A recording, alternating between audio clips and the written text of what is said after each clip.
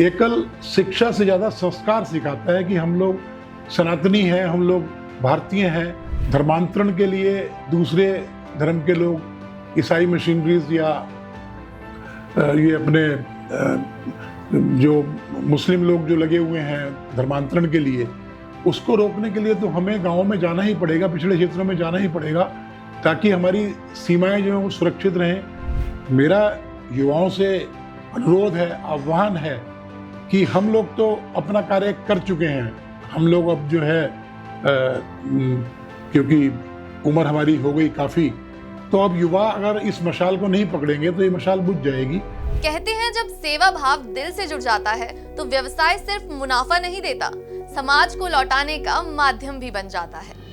आज हम आपको मिलवा रहे हैं ऐसे ही एक प्रेरणादायक व्यक्तित्व से, श्री मुकेश गुप्ता जी, अग्रवाल पेपर कंपनी के डायरेक्टर, बीएलएसपी के शतकवीर एवं नॉर्थ दिल्ली चैप्टर के कार्यकारी प्रधान। साल 1998 से शुरुआत कर पेपर इंडस्ट्री में अपनी पहचान बनाने वाले मुकेश जी आज सिर्फ एक सफल बिजनेसमैन ही नहीं, बल्कि समाज और धर्म सेवा से गहराई से जुड़े समर्पित व्यक्तित्व भी हैं। सनातन धर्म और भक्ति भाव से भी उनका गहरा जुड़ाव है। वे नियमित रूप से सुंदरकांड पाठ एवं भजनों के माध्यम से आध्यात्मिक चेतना फैलाते रहते हैं।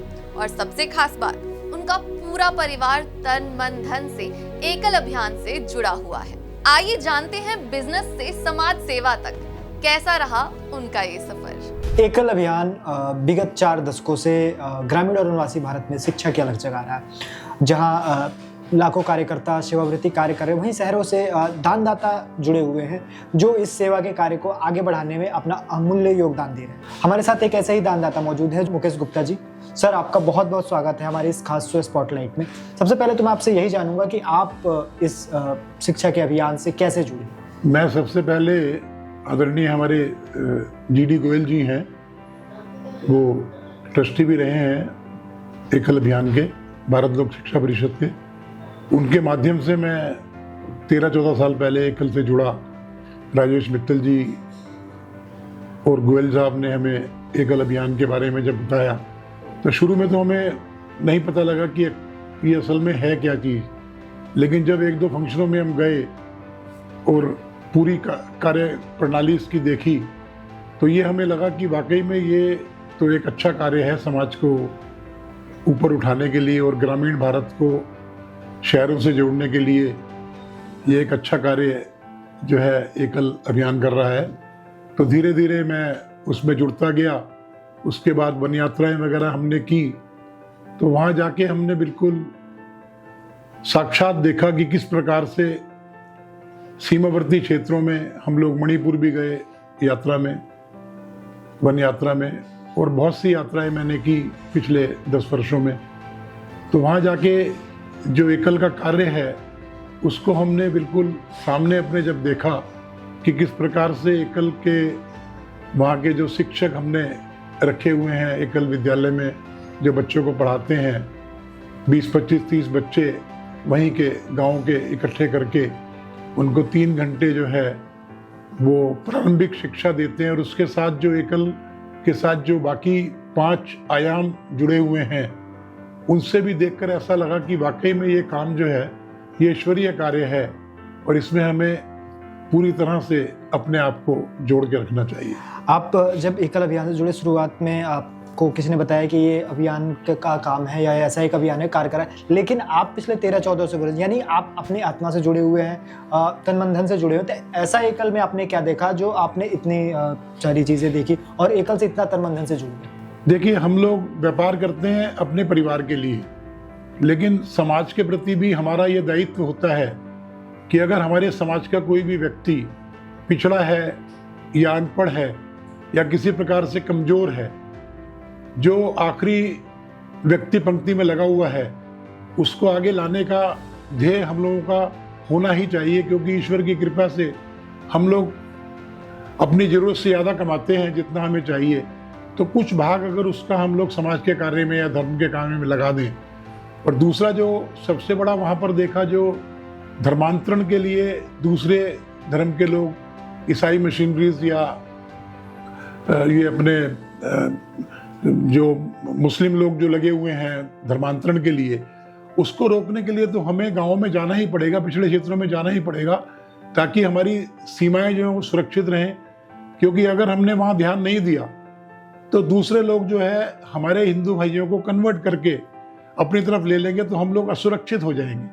और अगर हम उनको शिक्षा अगर दे देंगे, उनको पढ़ा देंगे, उनके अंदर संस्कार डाल देंगे, एकल शिक्षा से ज़्यादा संस्कार सिखाता है कि हम लोग सनातनी हैं, हम लोग भारतीय हैं, हमारा देश के प्रति कर्तव्य है। तो सबसे बड़ी बात जो एकल में हमने देखी है कि स्वावलंबन के बारे में भी, स्वास्थ्य के बारे में भी, स्वच्छता के बारे में भी, शिक्षा के बारे में भी, जो 5 आयाम हमारे हैं उनको हम पूरी तरह से लेकर चल रहे हैं। और जो हमारे सेंटर्स बने हुए हैं जिनमें हम लोग युवाओं को ट्रेनिंग देते हैं, सिलाई की, कढ़ाई की, कंप्यूटर की, इलेक्ट्रीशियन की, कारपेंट्री की, मैकेनिक की, उससे जो उनके अंदर भावना आती है वो अपना स्वयं रोजगार कर सकते हैं, वो इधर उधर शहरों में ना आकर अपने गाँव को छोड़कर। तो उससे हमें ये फ़ायदा हुआ कि गांव में हमारे रोजगार बढ़ेंगे तो हमारा देश, गांव के नौजवान अगर गांव में रहेंगे और प्लान नहीं करेंगे तो वहाँ सुरक्षा रहेगी। आप खुद जुड़े हुए हैं और दानदाताओं को भी जोड़ रहे हैं, CSR माध्यम से भी जोड़ रहे हैं, तो ये सब कार्य कैसे हो रहा है, कैसे एकल को दिन प्रतिदिन आप लोग ऐसे आगे बढ़ा रहे हैं? देखिए, व्यस्तता के बीच में से समय हम लोग निकाल ही पाते हैं, क्योंकि एक लगन जब लग जाती है कि ये अच्छा कार्य है, जब हमारे मस्तिष्क में ये बात बैठ गई कि ये एक अच्छा कार्य है, तो फिर हम दूसरे को भी समझाने में बहुत ज़्यादा हमें कठिनाई नहीं आती। हम लोग उसको समझाते हैं कि हम कार्य कर रहे हैं, आप इसको देखिए, इसको समझिए। जब आप इसके अंदर घुस जाएंगे, जब आप समझने लगेंगे कि हाँ ये कार्य वाकई में अच्छा कार्य है, ईश्वरीय कार्य है, तो अपने आप उनकी भावना बन जाती है। हमने सैकड़ों लोगों को अपने साथ जोड़ा, CSR में भी जोड़ा है। जो पिछले साल करड़ाई से भी हमने, जो बिल्डर्स लॉबी है, उनसे भी हमने अच्छा जो है लिया। और समय समय पर हम लोग भागवत कथाएं, सर्वप्रथम हमने नॉर्थ दिल्ली चैप्टर की ओर से ही सबसे पहली भागवत कथा की थी ऋषिकेश में, परमार्थ निकेतन में। उससे पहले तक एकल में कभी कोई भागवत कथा नहीं हुई थी। तो वो हमने कंसेप्ट जब लाए, हम लोग जो 1000-1200 आदमी वहाँ 8 दिन वहाँ रहे और पूरी तरह से हमारे साथ जुड़े वो 1000-1200 लोग, उन्होंने दान भी दिया और वहाँ पर रहकर गंगा माता का आशीर्वाद भी प्राप्त किया। तो हमें ऐसा लगा कि ये तो दोनों कार्य हमने इकट्ठे कर लिए, धर्म का कार्य भी कर लिया और समाज का कार्य भी कर लिया। तो इसी तरह से हम लोग दिल्ली में भी 2-3 कथाएं कर चुके हैं। पंजाबी बाग में की हमने, सैनिक बिहार में की कथाएं, और अभी भी हम लोग अपने सालाना उत्सव करते रहते हैं, जिसमें हम लोग नए नए दानदाताओं को बुलाकर उनको सिर्फ अपना जो प्रोजेक्ट है वो हम दिखाते हैं कि हम लोग ये कर रहे हैं। उसके बाद उसमें से 80% 90% लोग जरूर उस बात को समझकर हमारे साथ जुड़ते हैं। आप स्वयं धर्म कर्म के कार्यों में बहुत ज़्यादा लगे रहते हैं, तो युवा पीढ़ी को, जो आज की युवा पीढ़ी, उसको क्या संदेश देना चाहेंगे कि कैसे वो अपने संस्कृति की रक्षा करे, अपने संस्कारों को समझे और आगे बढ़े? युवा पीढ़ी तो हमारे साथ जुड़ी है ऑलरेडी।